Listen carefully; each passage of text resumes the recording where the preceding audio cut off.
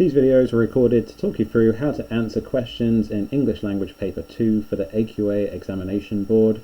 When it comes to the sources that I've used and the examples that I've written on today, they are from the November 2022 paper. So when it comes to that, you're going to need to ask your teacher for a copy of those sources so that you can actually answer them, and you can get either the questions from here or from them as well. The knowledge organizer that I use for this, I'm going to copy and paste into the description of the videos, so you can find all of my tips and all the bullet points in there as to the targets that you need to be using to answer those questions. Question 2 on the English Language Paper 2 for the non-fiction paper is really quite a poorly worded question. It's poorly worded by the exam board because it asks you for a summary, but at the same time they also expect inference when it comes to your answer. It's only worth 8 marks and it asks you to compare both sources, which means that you're going to have to be really concise when it comes to your writing. You need to say quite a lot in a very short space of time. So my tips for this one are going to be, make sure that you look at what the question is asking very, very specifically, and sometimes it points something out in bold that you should write your answer about. You need to be really concise because there isn't time to be wordy, and you don't need to analyse the language, you just need to infer. So the first thing that I did when it comes to this one is I made sure to highlight the part that it actually asked me to do. So you can see when it comes to my November 22 question down here, it very specifically asked me the different ways the writers try but fail to get to sleep. When it comes to my targets for this one then, they go in this order. You're going to need a point or a topic sentence that answers the question, not something very vague.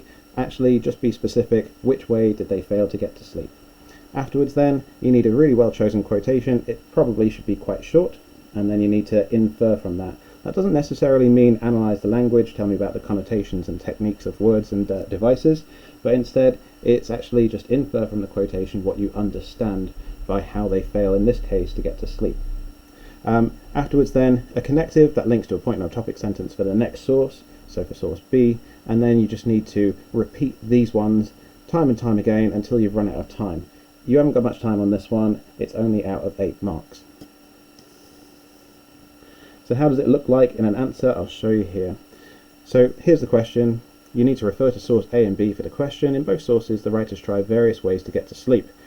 Fantastic, but that's not what you're actually answering on. The bit specifically that you're answering on is not what they try, and sometimes it might succeed, but it's which they fail. So in this case, use details from both sources to write a summary of what you understand about the different ways the writers try but fail to get to sleep.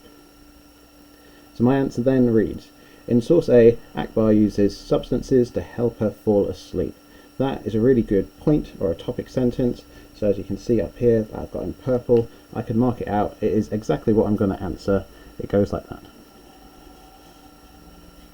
I then need to choose a really nice quotation, the bit that I've got up here in yellow, and I do. She writes, I fought it with remedies from the herbal to the hard stuff, suggesting that medicine and perhaps alcohol didn't help her sleep.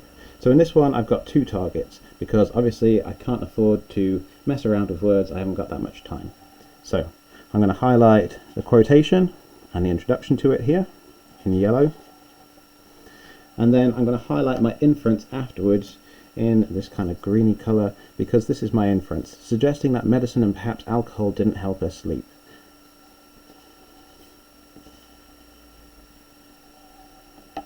I'll then move on to the next source, source B in this case, and I start with Fern in source B, however, doesn't try medicine, but she tries to help to think herself to sleep. So she tries to think herself to sleep. It's a very curious source. So that then becomes this next source, this pinky kind of colour here, and it's a connective, so you can see my connective in Fern in source B, however being my connective.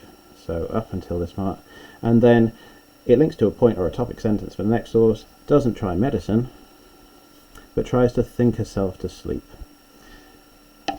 So I've got my next part. I'm then just going to pick another quotation, and hopefully a decent quotation from source B. She states, in vain have you recited poetry by the yard.